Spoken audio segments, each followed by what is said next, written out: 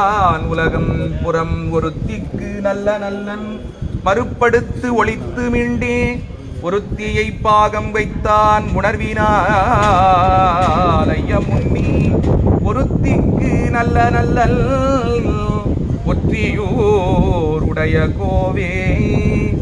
தேவரீர் ஏது குற்றம் செய்தாலும் என்னுடைய தாயாராகிய பரமேஸ்வரி பொறுத்திருக்க தேவரீர் கங்கையை சடையிலே ஒளித்து வைத்திருக்கிற கள்ளத்தனத்தை அறிந்து என்ன சொன்ன போதிலும் ஆட்சேபனை செய்து தள்ளிவிட்டார்கள்.